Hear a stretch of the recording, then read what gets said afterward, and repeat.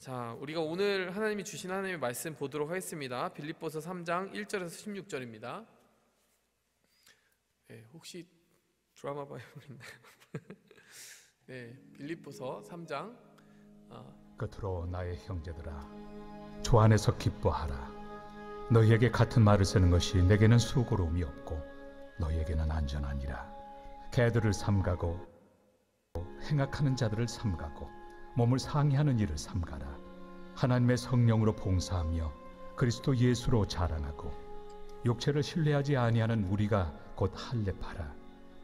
그러나 나도 육체를 신뢰할 만하며 만일 누구든지 다른 이가 육체를 신뢰할 것이 있는 줄로 생각하면 나는 더욱 그러하리니, 나는 8일 만에 할례를 받고 이스라엘 족속이요 베냐민 지파요 히브리인 중에 히브리인이요 율법으로는 바리새인이요 열심으로는 교회를 박해하고 율법의 의로는 흠이 없는 자라. 그러나 무엇이든지 내게 유익하던 것을 내가 그리스도를 위하여 다 해로 여길 뿐더러 또한 모든 것을 해로 여김은 내 주 그리스도 예수를 아는 지식이 가장 고상하기 때문이라. 내가 그를 위하여 모든 것을 잃어버리고 배설물로 여김은 그리스도를 얻고 그 안에서 발견되려 함이니, 내가 가진 의는 율법에서 난 것이 아니요 오직 그리스도를 믿음으로 말미암은 것이니 곧 믿음으로 하나님께로부터 난 의라. 내가 그리스도와 그 부활의 권능과 그 고난의 참여함을 알고자 하여 그의 죽으심을 본받아 어떻게 해서든지 죽은 자 가운데서 부활에 이르려 하노니, 내가 이미 얻었다 함도 아니요 온전히 이루었다 함도 아니라 오직 내가 그리스도 예수께 잡힌바된 그것을 잡으려고 달려가노라. 형제들아, 나는 아직 내가 잡은 줄로 여기지 아니하고 오직 한 일, 즉 뒤에 있는 것은 잊어버리고 앞에 있는 것을 잡으려고 표대를 향하여 그리스도 예수 안에서 하나님이 위에서 부르신 부름의 상을 위하여 달려가노라.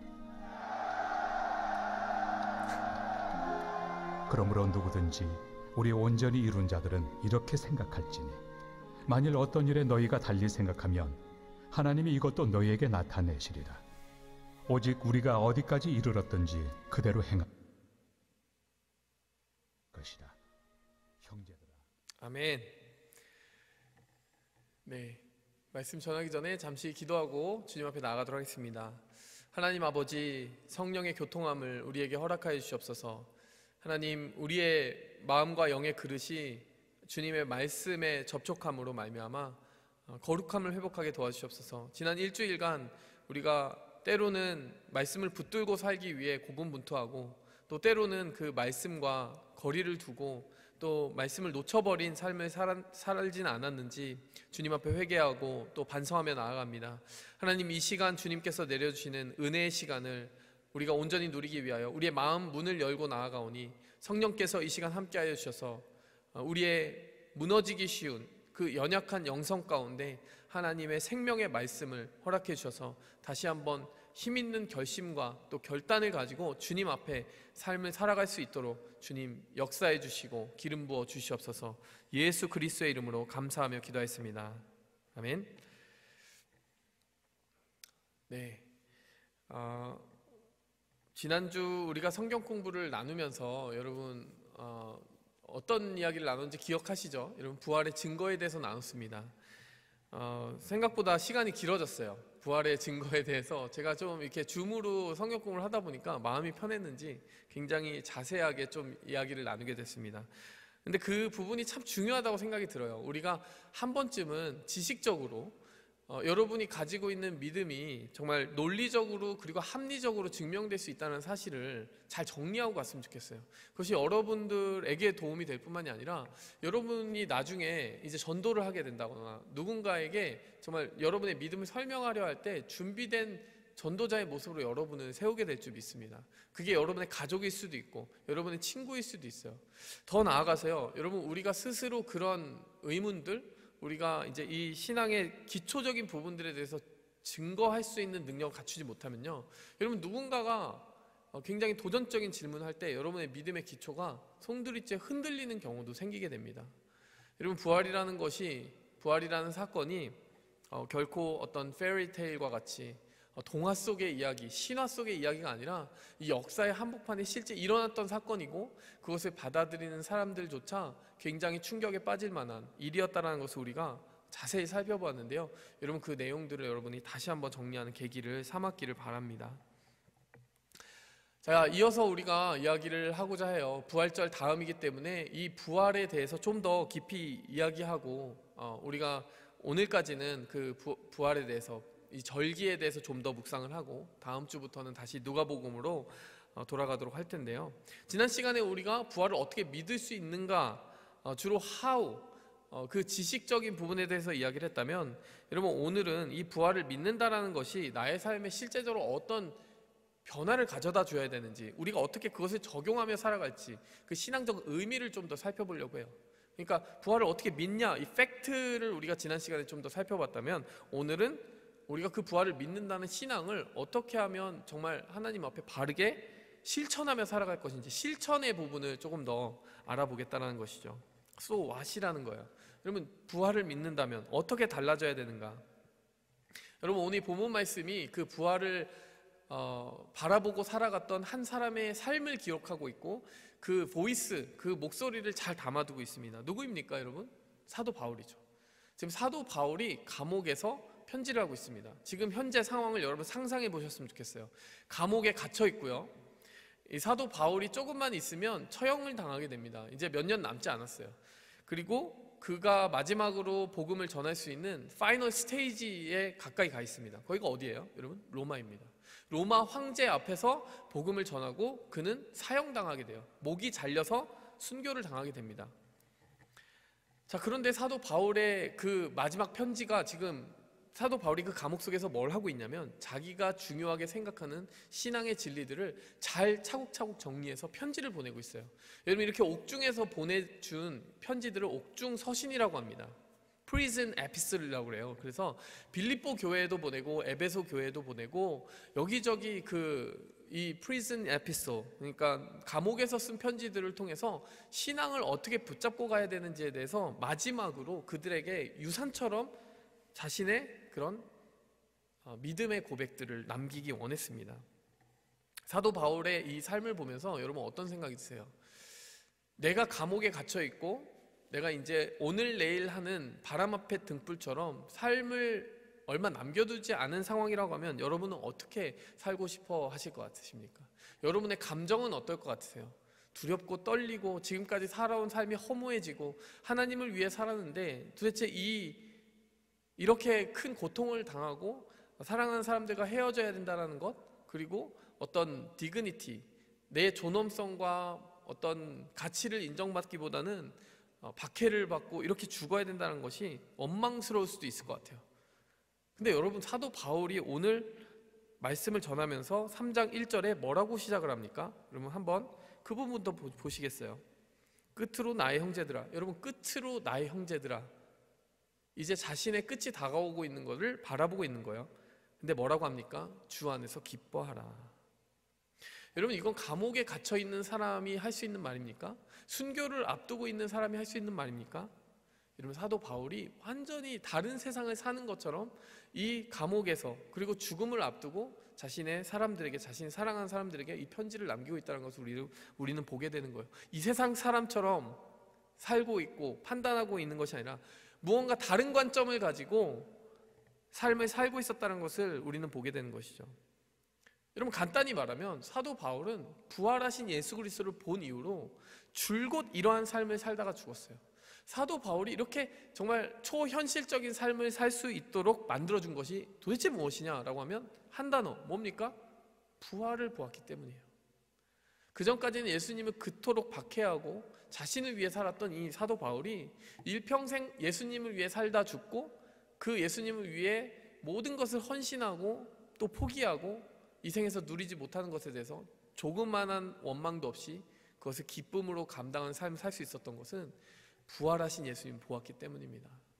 여러분 부활의 영광을 보고 살아가는 사람은요 이 삶을 대하는 태도가 완전히 다르다라는 얘기를 하는 거예요. 구체적으로 이렇게 정리할 수 있을 것 같아요. 어떻게 다르냐? 과거와 현재와 미래를 바라보는 눈이 완전히 달라지게 됩니다.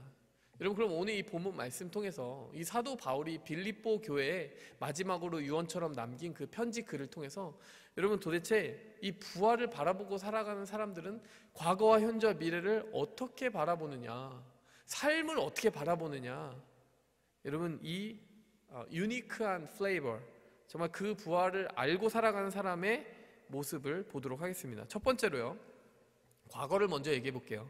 과거를 바라보는 눈이 달라진 사람들이 바로 부활의 증인들입니다.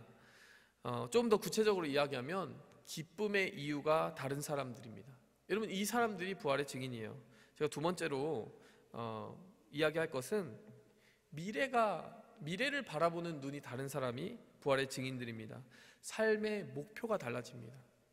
세 번째로는요, 현재에 대해서 이야기할 거예요. 삶의 태도가 다른 사람들입니다.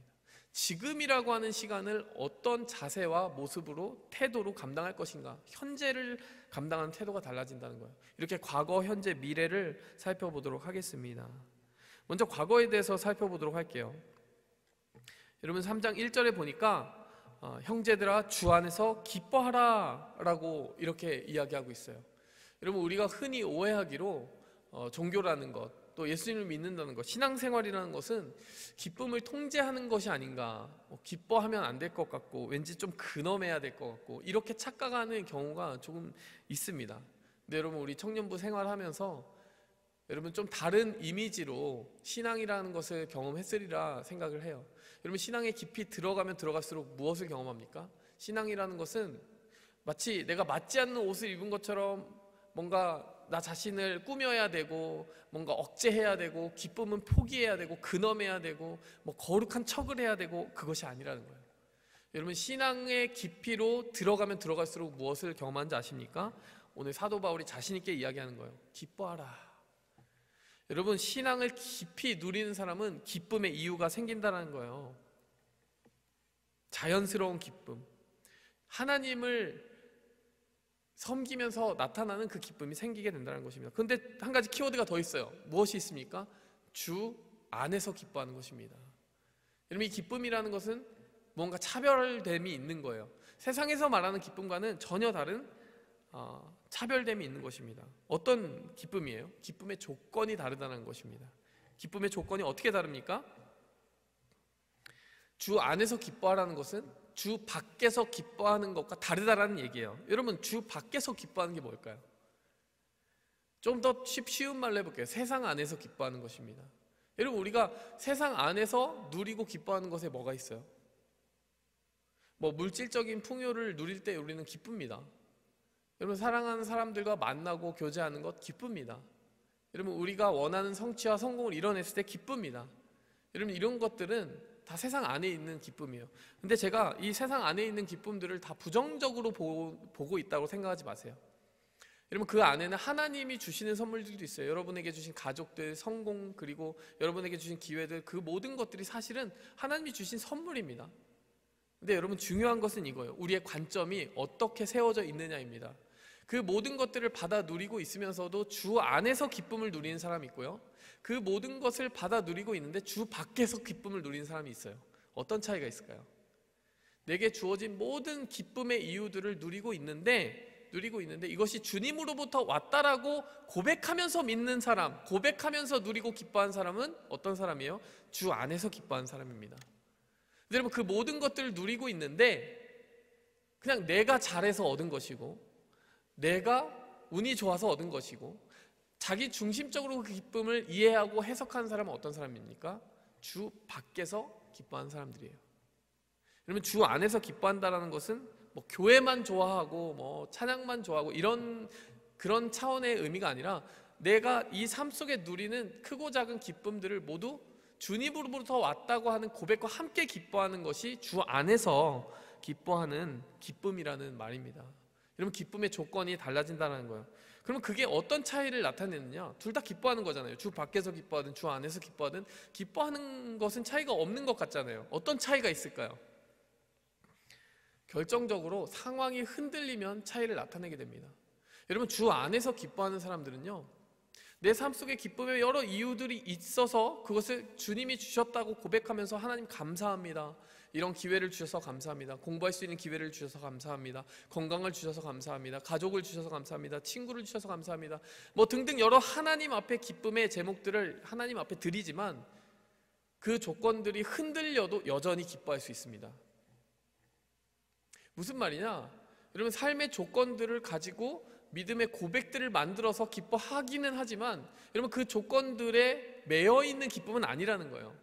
어디까지나 그 모든 기쁨의 궁극적인 뿌리, 근원이 하나님께 있기 때문에 설령 그것들이 흔들려도 내 기쁨의 이유가 달라지지는 않는다라는 거예요. 여러분, 대표적인 그 사람이 누굽니까? 지금 사도 바울입니다. 사도 바울이 어디서 편지를 쓰고 있어요? 사도 바울이 감옥에서 편지를 쓰고 있는 겁니다. 근데 여러분, 그 상황을 좀 더 몰입해서 생각해 보세요. 근데 사도 바울이 지금 감옥 안에서 편지를 써서 누구한테 보내고 있습니까? 감옥 밖에 있는 사람들에게 편지를 보내고 있습니다. 그럼 여러분, 기뻐할 수 있는 조건이 더 많을 것 같은 사람은 누굽니까? 감옥 안에 있는 사도 바울이 기뻐할 조건들이 많은 것 같으세요? 외적으로? 아니면 감옥 밖에 있는 사람들이 기뻐할 조건이 더 많은 것 같으세요? 외적인 조건으로 따지면은 감옥 안에 있는 사람이 걱정의 대상이 돼야지 감옥 바깥에 있는 사람이 걱정의 대상이 되는 게 아니에요. 그렇죠? 너네 제발 기뻐하며 살아. 여러분, 그 말을 하는데 감옥에 갇혀있는 막 사슬에 매여있는 사람이 너네 제발 기뻐하면서 살아라 이렇게 이야기하는 모습을 상상해 보세요. 얼마나 이상한 일입니까? 여러분, 사도 바울이 그렇게 이야기할 수 있는 이유가 뭐예요?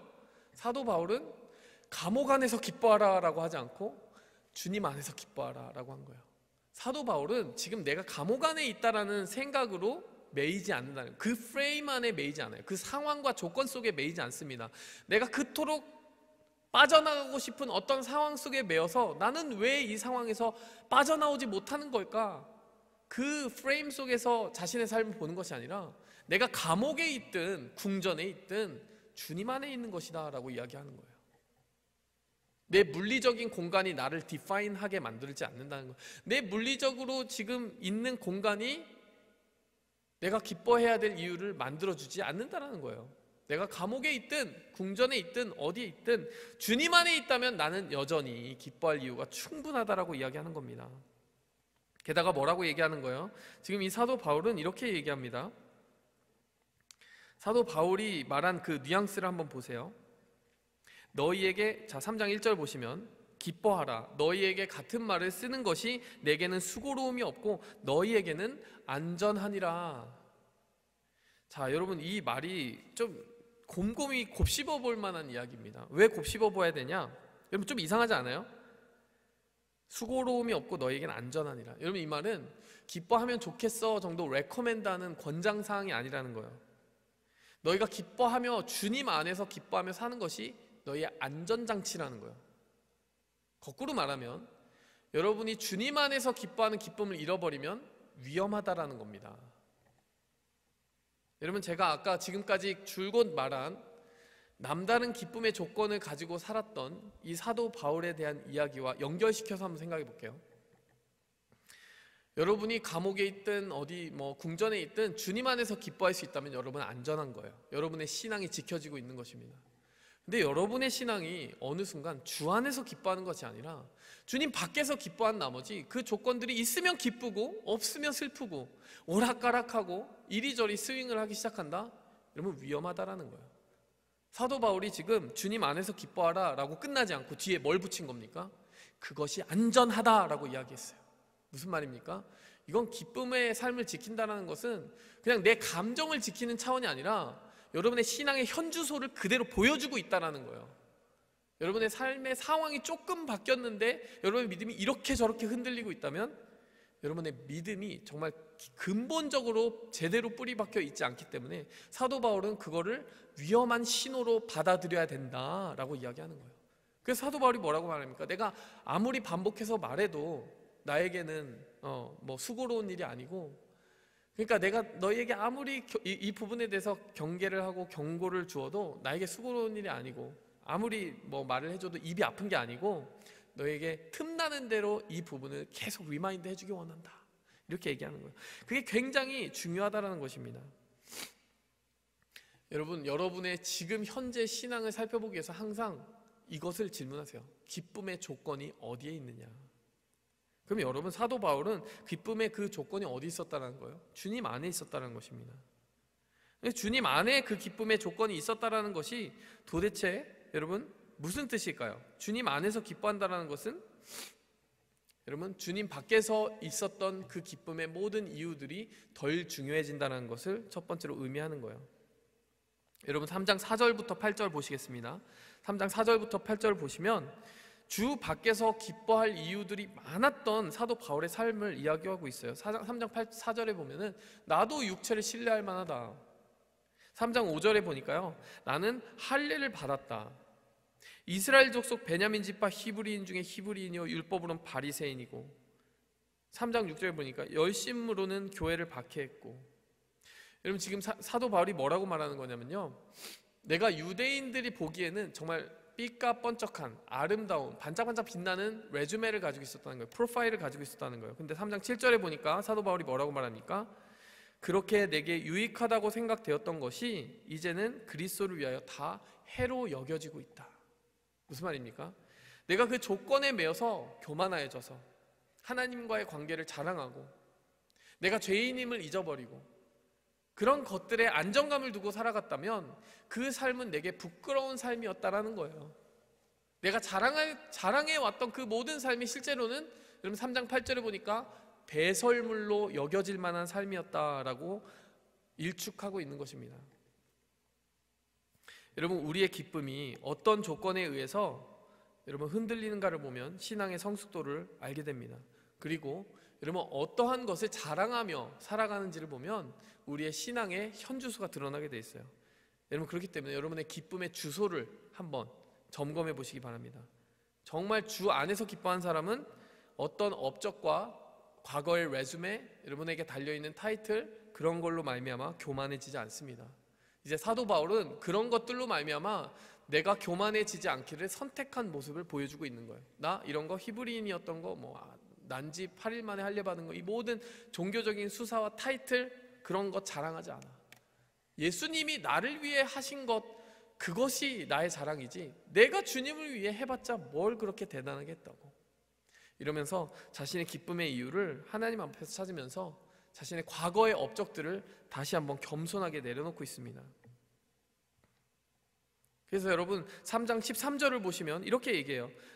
아직 내가 잡은 줄로 여기지 않고 오직 한 일 뒤에 있는 것을 잊어버리고. 여러분, 사도 바울은 계속해서 주님을 위해 많은 일을 했고 교회도 많이 세웠어요. 그런데 3장 13절의 마음을 가지고 살았다라는 거예요. 한 일은 다 잊어버리기 원한다. 난 내가 무엇을 했든 하나님 앞에 자랑 삼지 않기 원한다. 오직 표대를 향하여 주님 부르신 그 날까지 한결같은 모습으로 주님만 바라보며 살기 원한다. 여러분, 이렇게 어떠한 성공 앞에서도 교만하지 않습니다. 그런가 하면 주님 안에서 기뻐한 사람은요, 어떤 실패 안에서도 낙심하지 않을 것 같지 않습니까? 자기가 실패해도 자신을 붙들어 주실 하나님, 그리고 그 십자가의 보혈로 자신을 은혜 가운데 다시 한번 용서해 주실 하나님을 믿기 때문에 그 실패 안에서도 세상이 다 꺼진 것처럼 낙심하거나 삶의 소망을 포기하지 않는다는 거예요. 주 안에서 기뻐할 수 있는 사람은 바로 그러한 사람입니다. 그리고 주님 안에서 기뻐하는 사람은 기쁨의 이유 밖에는 아무것도 남지 않았다고 고백할 수 있는 사람이기도 해요. 여러분, 왜 그렇습니까? 주 안에서 기뻐하라. 주 안에서 기뻐할 수 있는지 한번 판단해보고 기뻐할 수 있을 것 같으면 기뻐해라라는 말이 아니에요. 주 안에서는 무조건 답은 정해져 있다는 거예요. 주 안에 있는 사람은 답정너, 여러분 주 안에 있으면 무조건 기뻐해야지 라고 이야기를 하는 겁니다. 기쁨의 이유밖에는 남아있지 않다라고 이야기를 하는 것이고, 또 그 주님이 주시는 기쁨은 완전할 것이라고 이야기해 주시는 거예요. 여러분, 사도 바울이 기뻐했던 이유가 갈라디아서 2장 20절에 같이 보완이 돼서 잘 나타나 있습니다. 2장 20절에 뭐라고 얘기하냐면, 내가 그리스도와 함께 십자가에 못 박혔나니 이제는 내가 사는 것이 아니요 오직 내 안에 그리스도께서 사시는 것이라. 이제 내가 육체 가운데 사는 것은 나를 사랑하사 나를 위하여 자기 자신을 버리신 하나님의 아들을 믿는 믿음 안에서 사는 것이라. 사도 바울의 가장 큰 기쁨이 뭐라고요? 자기를 위해서 자기 몸을 아끼지 않고 버리신 하나님의 아들을 믿는 믿음으로 사는 것이라는 거예요. 여러분, 이것은 무엇입니까? 여러분, 내가 과거에 이루어온 나의 어떤 것을 생각하는 것이 아니라 하나님이 과거에 이루어 주신 그 어떤 완벽한 구속사, 우리를 구원하시기 위해 하나님이 이루신 완벽한 사랑, 그걸 의지해서 살겠다는 거예요. 여러분, 이것이 기쁨의 이유 중에서 첫 번째, 과거에 대한 이야기가 되는 이유입니다. 내가 과거에 무엇을 했느냐에 기쁨의 이유를 두지 않고 하나님이 이루신 과거의 그 완벽한 십자가의 사건, 부활의 사건에 기쁨의 이유를 두는 사람은요, 여러분, 이미 굳어져 있는 그 기쁨의 토대 위에 서서 여러분, 현실 속에서 일어난 여러 변화 속에 흔들리지 않을 수 있다는 거예요. 여러분의 과거의 정체성을 어디서 찾으시겠습니까? 여러분, 여러 사람들이 여러분들에게 레이블을 붙이고 딱지를 붙여가면서 너는 이런 사람이지 저런 사람이지 디파인 하려고 할 수 있을 거예요. 그런데 여러분이 여러분 자신이 준비된 답을 가지고 있었으면 좋겠어요. 네가 나의 과거를 알아? 내가 말해줄 과거가 있어. 이제는 내가 사는 것이 아니고 오직 내 안에 그리스도께서 사는 것인데, 그렇게 살 수 있는 것은 나를 위하여 그 과거에 자기 자신을 버리시고 십자가에 달려 죽으시고 나를 구원하신 하나님의 아들을 믿는 그 믿음, 그 사건, 그 과거 완벽히 이루어져 있는 그 사건 때문에 내가 사는 것이야. 여러분, 예수님 십자가에서 다 이루셨다라고 말했잖아요. 여러분, 그 다 이루신 하나님의 사랑 안에서 우리가 견고히 뿌리를 받고 살아가기 원합니다. 그렇게 사는 사람들은 성급하게 손익계산을 하지 않아요. 지금 당장 뭐 손해를 보는 것 같고 이익을 보는 것 같고 거기에 마음이 이리저리 흔들리지 않는다는 것입니다. 그저 한결같이 십자가 때문에 기뻐할 수 있는 사람이 바로 진정한 사람입니다. 여러분, 지금 이 시간이 여러분들에게 그리고 저에게는 기쁨의 이유가 시험을 받는 시간이 되는 것 같아요. 여러분, 이 코로나 바이러스 때문에 여러 가지 삶의 소소한 즐거움을 잃어버리기도 하고 경제적인 어떤 기반을 잃어버리기도 하고 기쁨을 잃어버릴 만한 외적인 일들이 많이 있어요. 내 기쁨이 흔들리는 방향을 보면 내가 도대체 지금까지 무엇을 기쁨의 이유로 삼고 살아왔는지를 알게 됩니다. 여러분, 여러분이 지금 시험받고 있는 이 순간에 여러분의 기쁨을 지키시기 바랍니다. 주 안에서 기뻐하라. 여러분의 기쁨을 빼앗기는 것은 생각보다 위험합니다. 안전한 길을 택하시기 바랍니다. 여러분, 두 번째와 세 번째를 한꺼번에 제가 얘기할 거예요. 미래와 현재가 다른 거예요.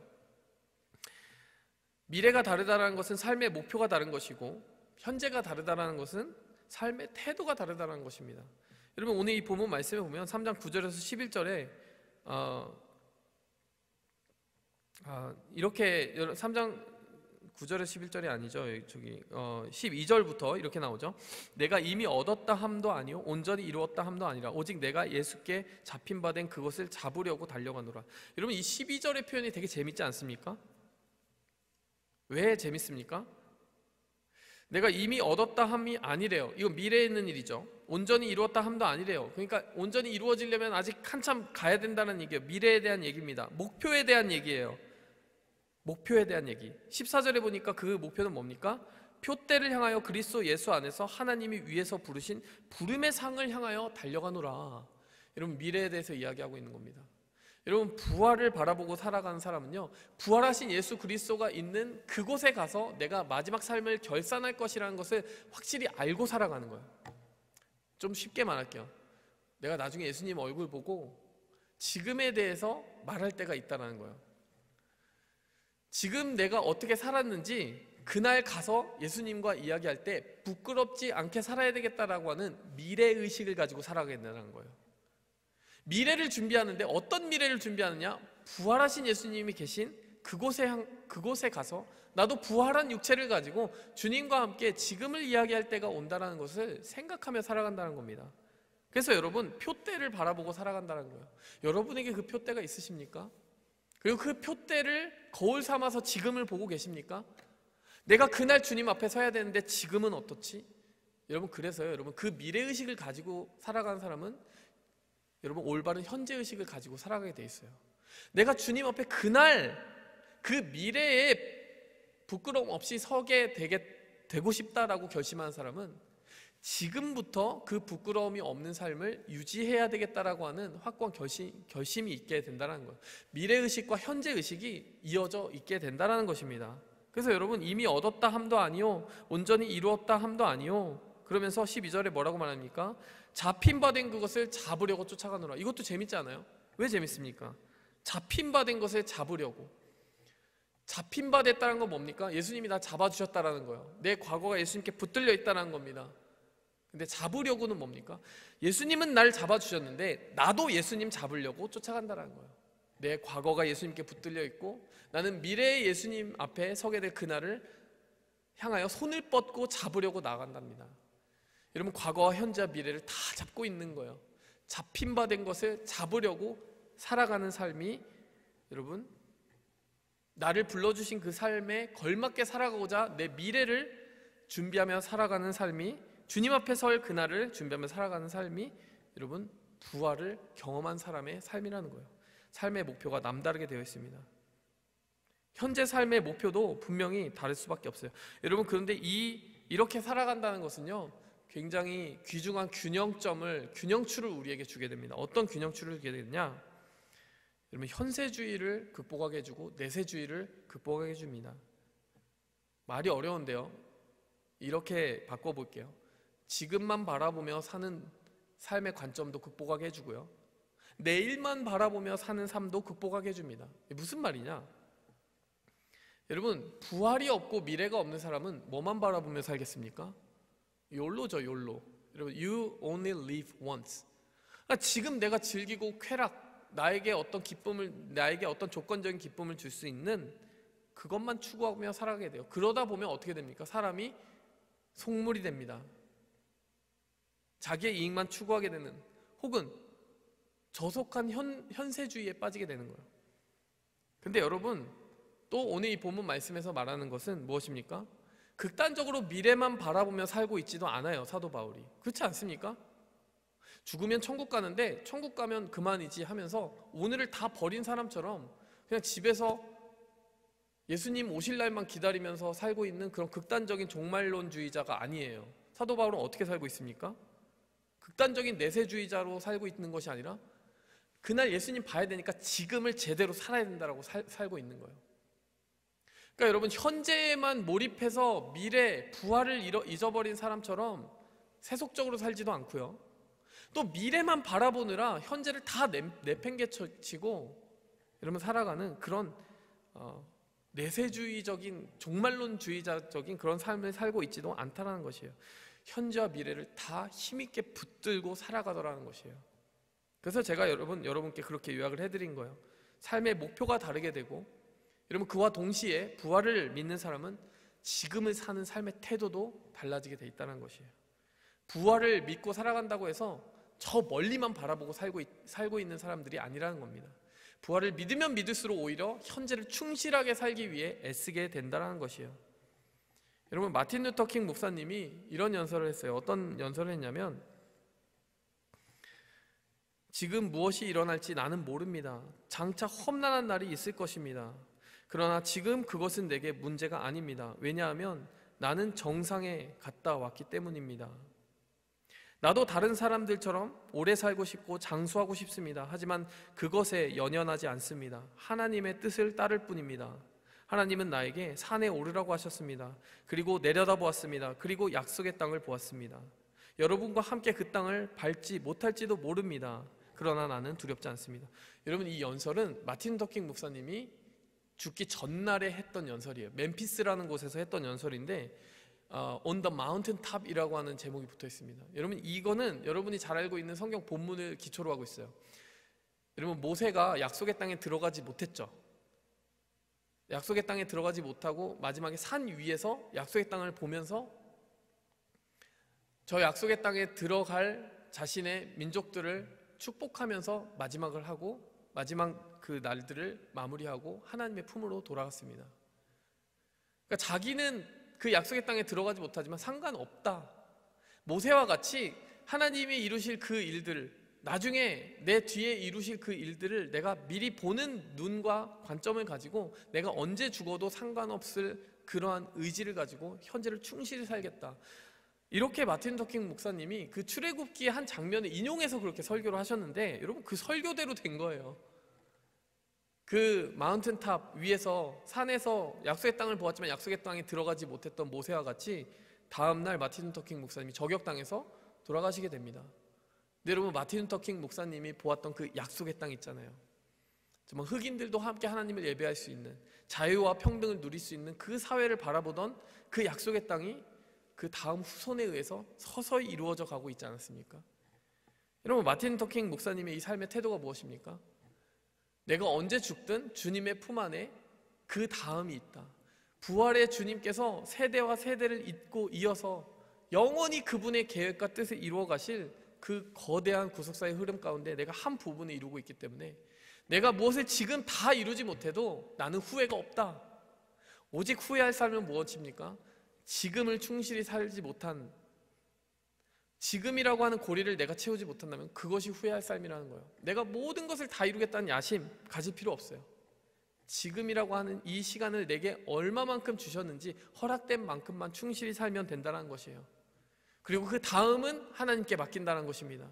그 다음에 약속의 땅에 들어갈 후손과 그 후손에 이어지는 일들은 하나님의 품 안에, 하나님의 계획 안에 있다는 것입니다.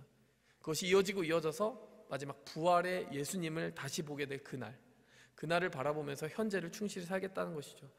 여러분, 이 마틴 루터 킹 목사님의 자세가 무엇이에요? 현재와 미래를 다 붙잡고 있는 그런 삶입니다.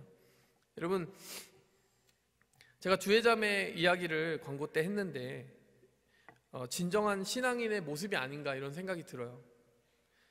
하나님 앞에 죽음이 두렵지 않은 사람, 건강상의 위험이 두렵지 않은 사람이 어디 있겠습니까? 근데 여러분, 부활이라고 하는 그 진리를 본 사람은요, 여러분, 지금의 삶이 지금의 삶에 내게 닥쳐오는 어떤 위험이 의미 없기 때문이 아니라 지금을 뛰어넘는 부활이라고 하는 그 때가 있기 때문에 지금의 용기를 발휘할 수 있게 되는 거예요. 부활이라고 하는 그 백그라운드를 가지고 살아가는 사람은 현재를 더 용기 있게 살아가게 됩니다. 그래서 누군가를 위해 힘있게 희생하고 사랑할 수 있는 삶을 아낌없이 베풀게 되는 것이죠. 주혜자매가 그렇게 가서 섬긴다고 하니까 이름을 말하지는 않겠지만 어떤 청년이 저에게 연락을 해서 자기가 모아온 어떤 선교 헌금을 위해 모아온 그런 금액이 있는데 전달할 수 있겠냐, 뭐 이런 말을 하기도 하고, 참 아름다운 이야기들을 많이 보게 되는 것 같습니다. 여러분 아시겠지만 300장의 마스크를 지금 기부한 청년도 있어요. 그래서 여러분들께 다음 주에 계속 발송을 할 텐데, 여러분 이런 삶들을 보면서 여러분 부활의 증인으로 살아가는 우리가 과거도 현재도 미래도 주님 앞에 온전히 놓치지 않고 붙들고 살아가는 용기를, 그 향기를, 열매를 드러내며 살아갈 수 있기를 원합니다. 이렇게 귀한 향기를 드러내는 우리 청년들이 있어서 너무 감사하고, 또 우리도 한 사람 한 사람 지금 여러분이 처한 상황 속에서 그러한 삶의 태도와 긍정적인 마음과 또 살아갈 수 있는 용기를 붙들고 부활의 증인들만 보여줄 수 있는 그 강인한 담대함을 가지고 승리할 수 있기를 원합니다. 함께 기도하겠습니다. 하나님 아버지, 감사합니다. 오늘 우리에게 주신 그 삶을 용기 있게 살아내게 도와주시옵소서. 그 용기는 우리의 삶이, 우리의 육신에 정말 숨이 멎을 때 끝나는 것이 아니라 그 너머에 부활이 있음을 확실히 믿는 그 믿음 안에서 그 믿음과 용기와 담대함을 공급받을 수 있음을 믿습니다. 하나님, 그 부활하신 예수님을 바라볼 날을 기다리면서 오늘 현재를 충실히 살아갈 수 있는 우리가 되게 하여 주시옵소서. 예수 그리스도의 이름으로 감사하며 기도했습니다. 아멘. 일어나셔서 함께 찬양하시면서 준비하신 예물 하나님께 드리기 원합니다. 아픈 시절 속에 마음 쉴 곳 없네. 지친 나의 영혼을 지할 곳 없네. 고와 같던 나를 그가 부르셨네. 죽어가던 나를 그가 살리셨네. 무너진 마음을 위해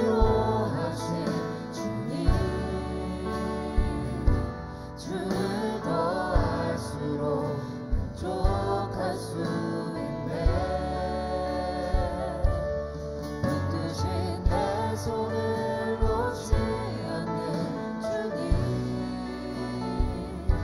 주를 더 알수록 평안. 다시 한번 무너진 마음을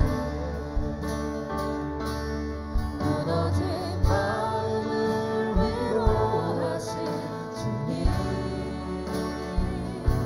주를 더 알수록 족할 수 있네. 붙드신 내 손을 놓지 않는 주님, 주를 더 알수록 평안을 누리네.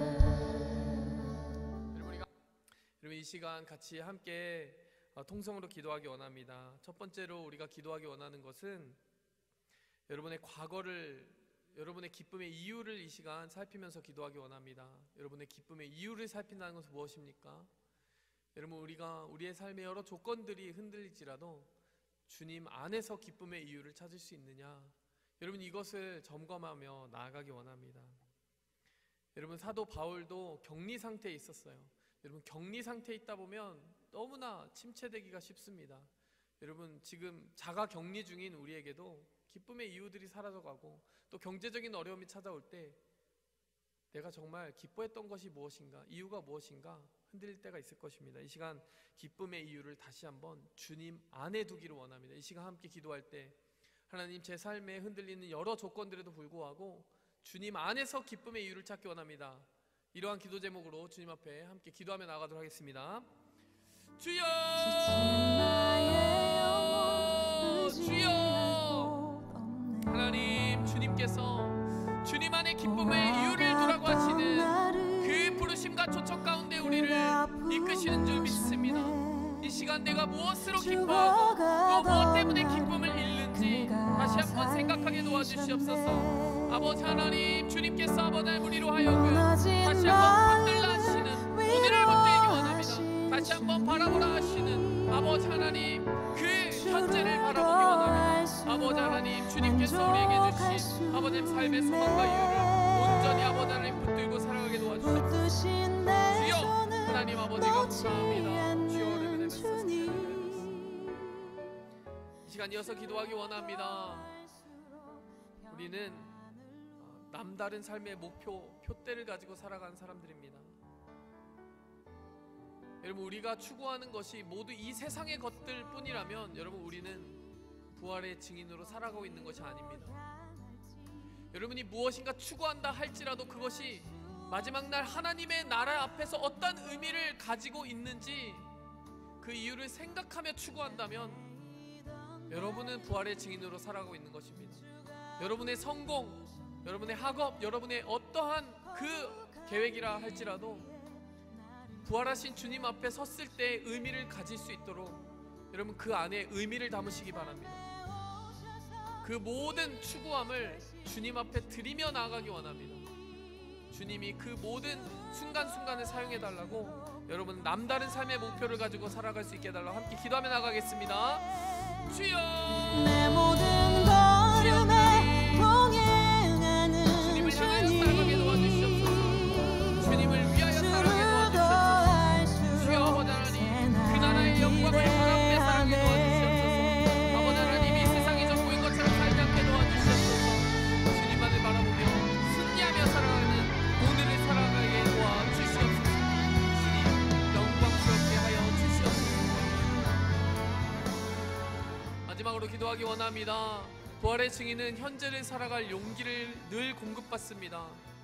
그 어떤 위험으로부터도 부활의 능력이 우리를 보호하고 있음을 믿고 우리가 설령 생명을 잃는다 하여도 그 생명을 영구히 빼앗기진 않는다는 것을 알기 때문에 여러분 용기 있게 살아갈 수 있습니다.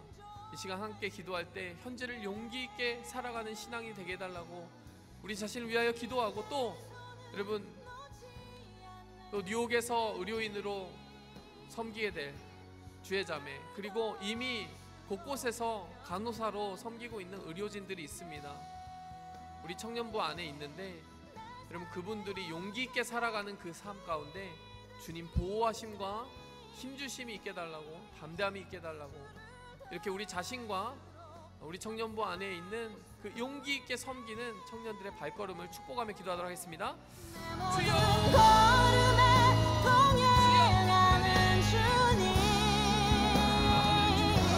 주를 더 알수록 내 날 기대하네. 아버지 하나님, 주님께서 아버지 축복하신 사람들을 안전하게 지켜주시고 아버지 우리 한 사람 한 사람이 삶을 용기 있게 살아나가게 도와주시옵소서. 아버지 삶의 힘을 잃지 않게 도와주시옵소서. 아버지 하나님 감사드립니다. 하나님 아버지 감사합니다. 오늘도 한날의 삶을 주님 앞에 용기 있게 살아가고자 하는, 부활의 증인으로서 살아가고자 하는 한 사람 한 사람의 청년들의 예배를 받아주시옵소서. 또 그들의 예물을 받아주시옵소서. 그들의 삶의 모든 뿌리가 주님께 있다고 고백하는 그 고백을 기뻐 받으시고, 그들이 주님 얼굴 볼 날만을 기다리며 오늘 현재를 충실히 살아가고자, 또 용기 있게 담대하게 살아가고자 애쓰는 그 순례자의 발걸음을 계속하여 이어나갈 수 있도록 한 사람 한 사람 지켜주시고 축복하여 주시옵소서. 하나님, 주님께서 많은 용기가 필요한 곳에 의료진으로 섬기고 있는 청년들을 우리 가운데 두심을 감사합니다. 우리가 함께 기도하며 그 일에 동참하기 원하고 이 지역사회를 위하여 기도하오니 하나님, 삶의 용기가 이리저리 흔들리는 이 보건상의 위기 속에서 하나님, 부활의 용기를 가지고 섬기고 사랑하며 또 승리할 수 있도록 그 섬기는 손길들을 축복하여 주시고, 또 아틀란타 모든 전 세계의 많은 사람들의 건강을 주님께서 지켜주시고 주님의 뜻 안에서 하나님 부활의 생명으로 이 시간들을 이겨나가게 도와주시옵소서. 예수 그리스도의 이름으로 감사하며 기도하였습니다. 아멘. 이제는 우리를 위하여 생명을 아끼지 않으시고 버리신 예수 그리스도의 그 십자가와 또 우리를 향하여 가지고 계신 한 채 빈틈없는 계획 가운데 우리를 두신 하나님 아버지의 온전하신 지혜와 또 오늘도 우리를 그 부활을 믿으며 담대히 승리하게 하시는 성령님의 감화 감동 축복하시는 은혜가 떨어져 있으나 주님이 주신 용기를 주고받으며 붙들어주며 서고자 결심하는 제1장로교 청년부 모든 지체들의 머리 위에 또 그 삶 위에 이제로부터 영원토록 함께 계실지어다. 아멘.